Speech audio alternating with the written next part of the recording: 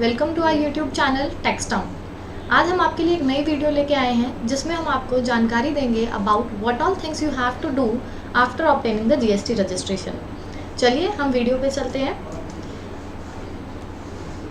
कुछ प्रिलिमिनरी चीज़ें हैं जो हमें ध्यान में रखनी है जैसे ही हम जीएसटी रजिस्ट्रेशन ऑब्टेन करते हैं, उसके बाद फॉलोअप्स के लिए।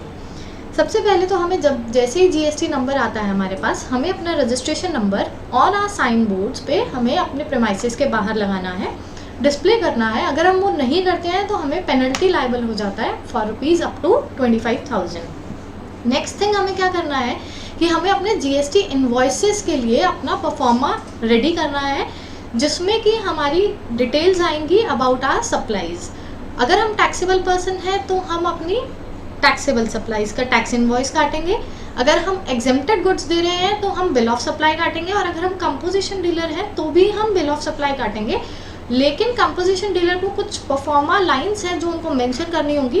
That is the composition taxable person is not liable to collect tax on the supplies, जो बिल के बॉटम में आ जाएगा। अब इनवॉइसेस में आपको कुछ बातें ध्यान रखनी है, जैसे कि उस इनवॉइस में आपका जीएसटी नंबर मेंशन होगा जब आप इनवॉइस आप काटोगे किसी के लिए भी, और रिसिपेंट का भी जीएसटी नंबर मेंशन होगा अगर वो रजिस्टर्ड पर्सन है। तो आपका इनवॉइस नंबर होगा जो कि एक maximum criteria up to 16 characters.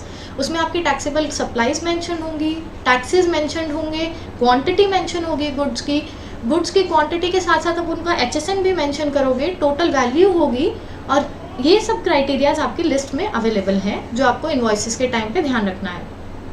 Next comes is आपको प्लेस ऑफ सप्लाई डिफाइन करनी है कि आपकी सप्लाई जो है वो एक ही स्टेट के अंदर गुड्स या सर्विसेज जा रही हैं या दो स्टेट्स इन्वॉल्व हैं। अगर आपकी दो स्टेट्स इन्वॉल्व होंगी तो आप इंटर स्टेट के अकॉर्डिंगली आईजीएसटी टैक्स लगाएंगे। अगर आपकी एक ही स्टेट इन्वॉल्व है तो आप इंट्रा स्टेट के accordingly CGST and SGST part of tax लगाएंगे। Next is ITC criteria. ITC आपको कब अवेलेबल होता है?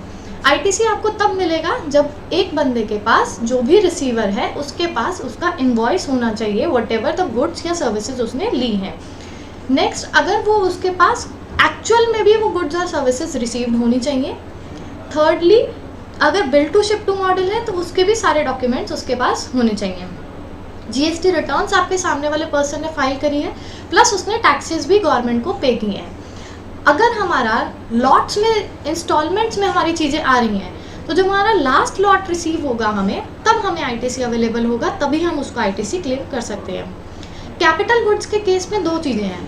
अगर हम value plus tax total amount को कैपिटलाइज कर देते हैं और उसके ऊपर फिर हम डेप्रिसिएशन अवेल करते हैं टोटल वैल्यू पे, तो हमें उस टैक्स वैल्यू का आईटीसी नहीं मिलता। अगर हम उसको कैपिटलाइज नहीं करते तब हम उसका आईटीसी ले लेंगे। नेक्स्ट कम इज हमें जो जीएसटी सेल पे हमने चार्ज किया है वो हमें अब गवर्नमेंट को डिपॉजिट कराना है in the form of GSTR 3B। Fine. Next is हमें रिवर्स चार्ज मैकेनिज्म देखना है कि कहीं हम ऐसा तो नहीं, हम ऐसी क्राइटेरिया में फॉल कर रहे हो कि जहां हमें फॉरवर्ड चार्ज में टैक्स गवर्नमेंट को देना ही नहीं। हमें क्या होता है, फॉरवर्ड चार्ज होता है जब सप्लायर डायरेक्ट गवर्नमेंट को टैक्स पे कर रहा है। रिवर्स चार्ज का मतलब है कि supplier is in the middle form, receiver supplier से सर्विसेज या गुड्स लेगा, लेकिन receiver is liable to pay direct tax to the government. तो हमें वो अपनी लिस्ट में चेक करना पड़ेगा whether our goods and services fall under RCM या फॉरवर्ड चार्ज। नेक्स्ट इज कि हमें बुक्स ऑफ अकाउंट्स मेंटेन करने हैं।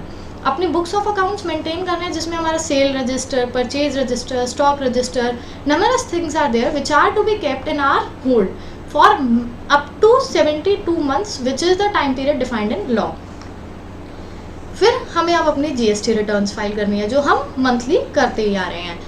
अब वो क्वार्टरली का भी ऑप्शन हमारे पास अवेलेबल है, बट जीएसटीआर 1 जाएगी जब हमारी आउटवर्ड सेल्स होंगी, और जीएसटीआर 3B जाएगी अगर हम टैक्सेस की पेमेंट करेंगे। अगर हम कंपोजिशन डीलर हैं तो हम CMP 08 फाइल करेंगे। Lastly but very important is कि हमें अपना बैंक अकाउंट, जो भी हम अपने बिजनेस से लिंक नया ओपन करवा रहे हैं या हमारा एग्जिस्टिंग है, उसको with in 127 days of taking registration हमें लिंक करना है जीएसटी पोर्टल पे, जो बहुत इंपॉर्टेंट है, जो स्किप हो जाता है मेजर लोगों का, जिसकी वजह से उनको कैंसिलेशन का नोटिस भी मिल सकता है जो डिपार्टमेंट आजकल इशू करने लग गई है। तो please keep in mind all these things, जब भी आप रजिस्ट्रेशन लो आप ये सब चीज़ें ज़रूर फॉलो करो। Thank you for watching our video. Please like, share and subscribe our channel for more informative content. Thank you so much. Thank you.